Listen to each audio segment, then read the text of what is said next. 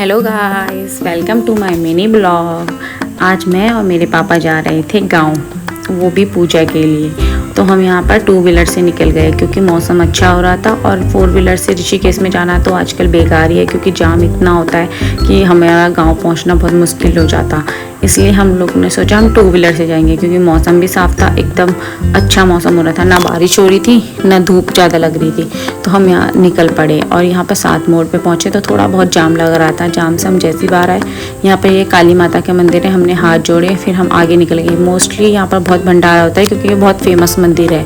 तो आज तो नहीं था पर मोस्टली ज़्यादातर हमें भंडारा ही मिलता है वहाँ पर। और उसके बाद हम ऋषिकेश पहुँच गए। ऋषिकेश में जाते ही इतना जाम हो रहा था कि क्या ही बताएं। फिर लोगों ने तो अपने लिए जाम से और हवा खाने के लिए ये मस्त जुगाड़ जोड़ा है कि गाड़ी में गद्दे वद्दे लगा के पीछे से खुला करके हवा खाते हुए जाओ। और उसके बाद हम निकले और यहाँ पर राम झूला के पास जाके हमें थोड़ा सा जाम खुला। आगे जाके देखा तो बहुत लड़ाई हो रही थी किसी की, पर हमारे पास टाइम नहीं था रुक के देखने के लिए।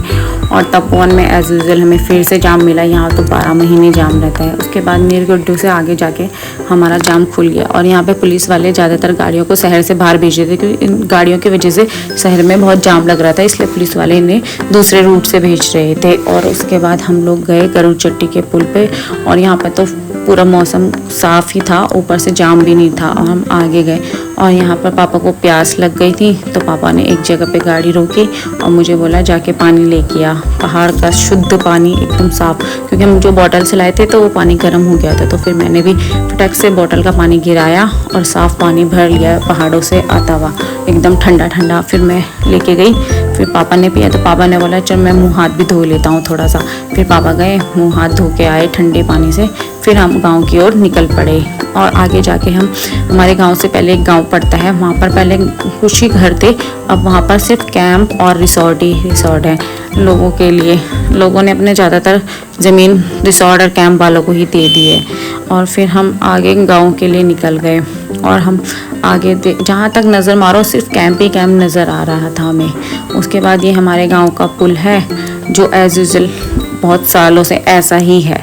और सड़क तो माशाअल्लाह आज तक नहीं बनी, आज तक मैंने कभी सही नहीं देखा। और फिर मैं नदी को देखने लगी कि अब नदी में पानी बहुत कम आने लगा है, पहले टाइम पे बहुत ज़्यादा था। फिर हम यहाँ पहुँच गए गौ माता के मुंह से यहाँ पानी निकलता है, ये पहाड़ों का पानी।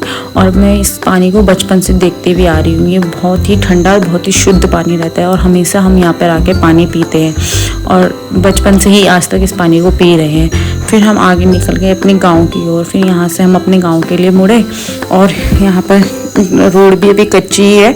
और ये पुल हम तब बना था जब यहाँ पर बाढ़ आई थी, एक टाइम पर यहाँ पर बाढ़ आई थी जिसकी वजह से ये पुल बनाया गया। नहीं तो पहले हम नदी क्रॉस करके जाते थे, नदी भी गहरी थी पर छोटी थी, पर अब नदी चौड़ी हो गई है पर पानी उसमें बहुत कम रह गया है और इतना कम हो गया कि क्या ही बताएं।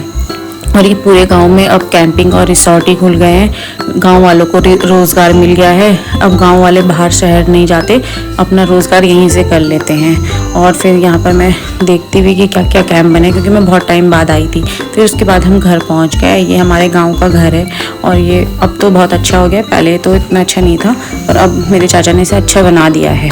और ये मेरे चाचा हैं, मेरी बुआ है और ये हमारे गांव के घर के बाहर का व्यू है। यहाँ पे बहुत अच्छा व्यू है, नदी सामने दिखती है, पहाड़ है और नदी के किनारे अब कैंप वगैरह ज़्यादा हो गए, रात में कैंप वगैरह का शोर बहुत आने लग गया है।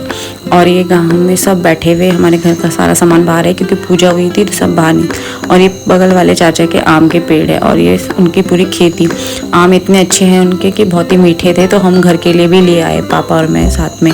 फिर हम लोग घर आने का टाइम हो गया था शाम को, फिर मैं मेरे पापा हम वापस आए। और ये रास्ता भी अब चौड़ा हो गया है क्योंकि पहले बाढ़ की वजह से ये ना बहुत ज़्यादा चौड़ा हो गया, नहीं तो ये पहले छोटा ही था और कच्चा ही रास्ता है गांव तक आने का। ये हमारे पंडित ताऊ जी का घर है जो पुराना है और ये नया वाला है, और जो उन्होंने अपने पुराना घर तोड़ा नहीं, नए वाले को आगे बना दिया और पुराने वाले को रह गया, जो कि अच्छी बात है कि पुराना घर तोड़ना नहीं चाहिए।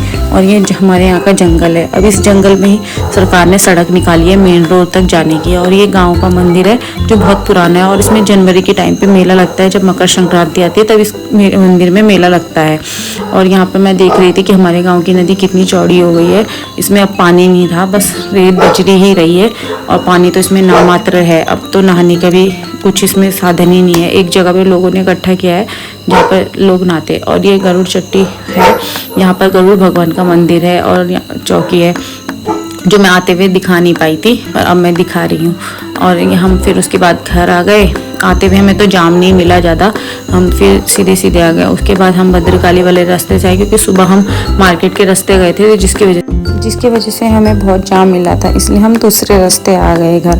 और आते आते हमें बहुत लेट हो गया था, हम अंधेरे में ही घर पहुँचे। ओके बाय, मिलते हैं नेक्स्ट ब्लॉग पे अब आपको।